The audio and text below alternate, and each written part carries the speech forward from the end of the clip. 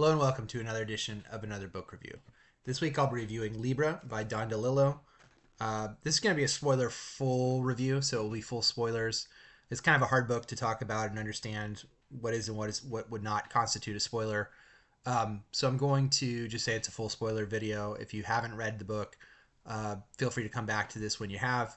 To give real brief background in Don DeLilo, he's been an author now for probably about 50 years. He's quite old. I mean, he's nearly 100 years old. He's been writing since the 70s. He's written plays. His most famous works are probably still White Noise and Underworld. This book is also fairly prestigious and well known. This is the fifth novel of his that I've read. He's also written short stories. He wrote one of my favorite short stories, which is, I think, Human Moments in World War III, which I really, really enjoyed. I've read White Noise, Underworld, Cosmopolis, Mao 2, and now this book. He's won the National Book Award. He's a very, very prestigious author, won many awards. This book is essentially a look at the JFK assassination and specifically the life and times of Lee Harvey Oswald, leading from the time he was probably like, I don't know, 12 or 13 to the point of his death. And it reimagines the Kennedy assassination as something of a conspiracy between the FBI, scratch that, the CIA, and organized crime and Oswald, and is a really interesting novel for many, many different reasons. And I would say it's probably my second favorite of his stuff after White Noise. White Noise is still, to me, very, very culturally relevant. I haven't read it for a long time, but I really enjoyed that book quite a lot. I thought I was saying some interesting stuff about society and modernity. This book also, in some ways, is saying something about society and modernity, and is essentially this vast conspiracy of the book is kind of told through, I'd say, three or four lenses. One of the lenses is Oswald himself, and we learn his history. It also is covers Jack Ruby towards the end of the novel when he comes into the novel, and there are three or four basically ex-CIA who are. We learn at the beginning of the book. This happens really about 2 years after the Bay of Pigs, which is the failed attempt by the CIA to overthrow the Fidel Castro government in Cuba. And essentially what happens is air support is not given, and the U.S.-led invasive forces is repelled, embarrassingly so. And there are a lot of these people who are ex-CIA who have gone to pasture, but who are still like virulent anti-communist, and they look at the business in Cuba as being kind of an unfinished business, and they see the relationships in Cuba between the United States and Cuba start to thaw, and so they have this idea of trying to fake an assassination attempt on JFK in order to trace back to someone who is going to trace back to being very pro-Cuba. And so this kind of starts this whole ball rolling of them trying to create this fake set of documents and all these things, and so that they are able to plant this story in the minds of the American people and to recenter the conversation around Cuba and hopefully lead to an overthrow of the Cuban government.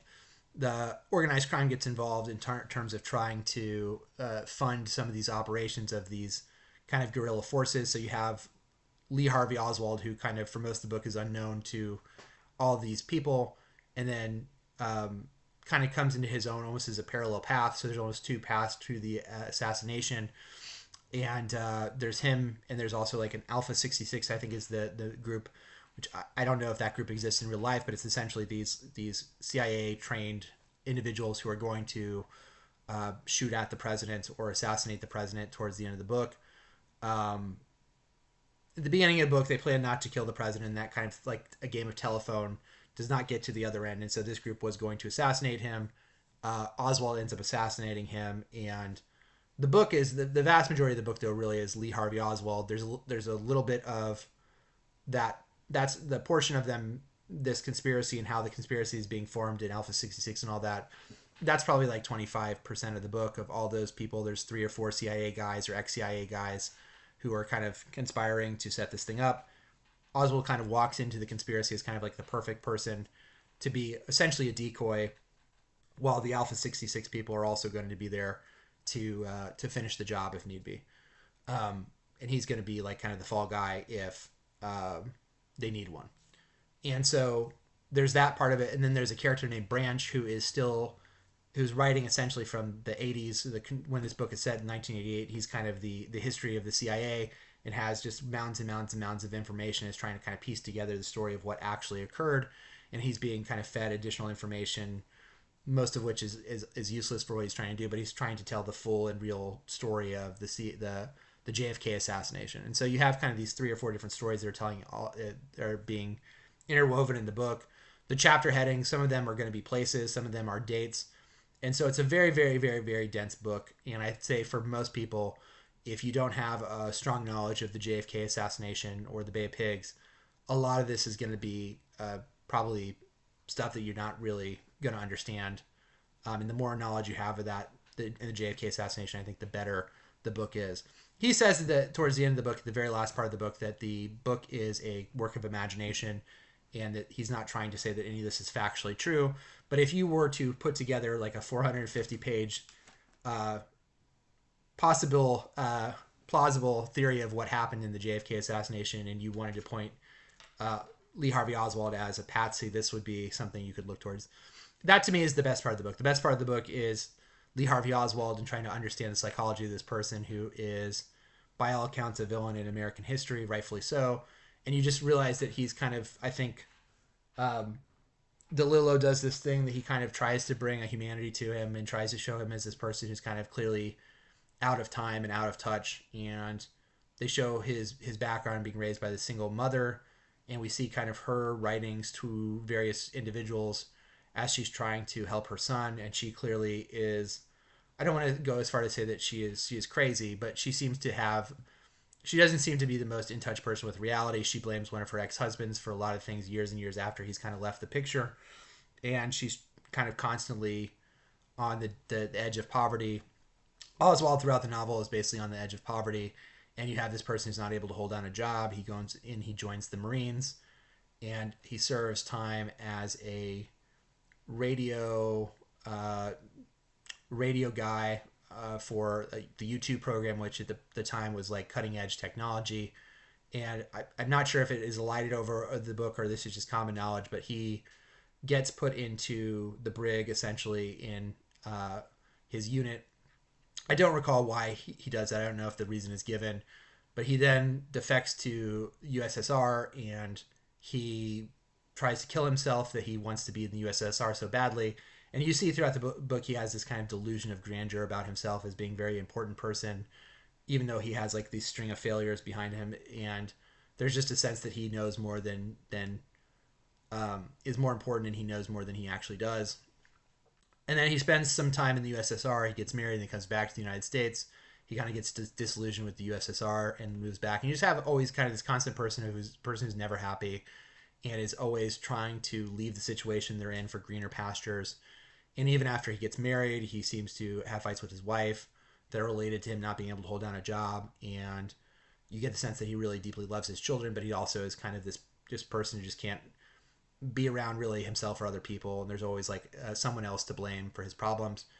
You kind of get him entering into this conspiracy as someone who is a defector and has very strong communist or Leninist sympathies.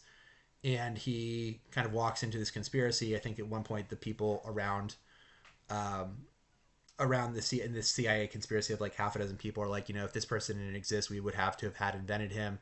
And then you have the whole thing of like, if there are multiple Oswalds and there's all these like historical or on the record inconsistencies of things like his height and his build.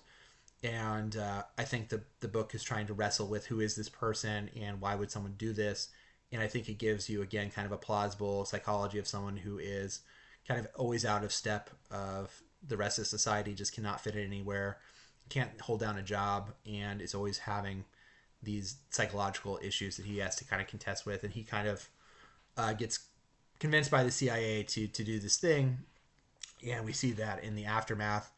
And Ruby is another character where, DeLillo gives kind of the psychological makeup of this person, gives this very plausible story of this person who's trying to ingratiate himself into with organized crime, and he's like a man who's deep in debt, and he kind of does this as a favor for them to clear the debt as far as killing Oswald. So I really enjoyed it. It's a very, very dense book. It's very, very heavy. And it goes back and forth in time very frequently, so it's very hard. It's not a book I would recommend. It's not really an airplane book. It's something you probably should take some time to read pretty slowly. But I also felt the writing on it was very, very, very strong. And some of the sentences in the book are just very, very good and profound. And so I thought that that was very one of DeLillo's better books. And you kind of feel the themes that he's dealing with, and kind of looking at this as a microcosm of truth, and when do you know something is true, and when do we have to just accept some portion of truth without having the need to consistently gain more and more and more data, which is something kind of Branch is dealing with. Is like you have a limited amount of data and time to deal with this thing, and at some point you basically have to say this is the story and what is important and what is not important. And then kind of the anti-communist, the ex-CIA guys and their stories, maybe a little less as interesting to me, dealing with the families of the ex-CIA guys. Some of them are retired, some of them are semi-retired, some of them are still in the agency, so aren't fully retired. But their stuff I think was a little less interesting. And then finally, if there was anything that I would say, there's like small niddling things I think that the book probably could have been trimmed by a little bit. There's some chapters, I don't know if ultimately they add up to very much. You probably could have trimmed some stuff. I think that there's writings that Oswald's mom is writing to a judge. It's not quite clear which judge she's writing to and why she's writing to a judge.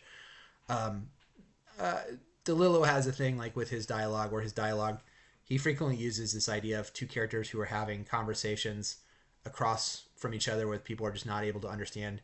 And some of those dialogues and the dialogue that he's writing doesn't sound like anything that like a normal person would say, and there's a lot of speechifying. Some of that stuff works, some of that stuff that maybe works a little bit less. But in terms of the themes and like the importance of the work that they're doing and the histriotic nature of some of this stuff, I thought it worked really well for the book. So if you want something that's like relatively dense, very dense, and you want something that's kind of a psychological study of someone, and you like historical fiction and this period of time is interesting to you, then I think that you will enjoy this. If you're someone who wants something light and airy, I probably would not recommend it. And I also probably would not recommend this to anybody as like the first DeLillo book that they read. I think White Noise is actually a pretty good entry point to his stuff. And if you like that, I enjoyed Underworld. I think that first 3/4 of it are really, really good, and it kind of peters out. I will say there's nothing really as good as that first chapter in Underworld, which is kind of famous at the baseball game. DeLillo oftentimes writes about crowds, and there is a little bit of the actual JFK assassination in this book is on page. It's on screen. It's not I don't think it's actually one of his stronger pieces of writing, and that section of the book is actually not that long. It's very good, and you kind of get these like snapshots in time of these different characters who are witnessing the aftermath of the JFK shooting. But I would not put it up there with like some of his strongest writing, like in the beginning of Mao 2 or at the beginning of Underworld. So there's nothing like that, like those books, where you can take out of this book and say this is like really belongs in the highlight reel for Don DeLillo. But the whole book, I think, works to make you question like, who is this person? Why do they believe what they believe? And I think that he does a very good job of kind of showing why someone would come to these beliefs and the psychological makeup. You may not believe that people will be driven to violence, but you can see how he becomes turned over time to this idea of this like grandeur that someone has to do this thing, and that person is him. And I clearly have taken all kinds of tons of research for him to do this. I was interested to hear that I guess Stephen King, when he was writing 11/22/63, which is his time travel science fiction look at the JFK assassination, read this book. And just the idea of Stephen King reading this book to me is just very funny. But this is like, because I think at one point he goes, it felt like research, yuck. And clearly, like, DeLillo did all kinds of research on this. There's some characters who are real people. There are real characters and fictional characters who are intertwined in the book. I think TJ Mackey is probably not a real person. Wynn Everett is also a character who I think is invented for the book. But obviously there are real individuals as well. So yeah, it's a very dense book. I would recommend it to someone if that sounds interesting. It's a hard read, but ultimately I found it rewarding. And not sure what I'm going to be reading next time. Please feel free to leave a like below if you've enjoyed the video. Subscribe if you haven't. Leave my Twitter link below. Until next time, bye.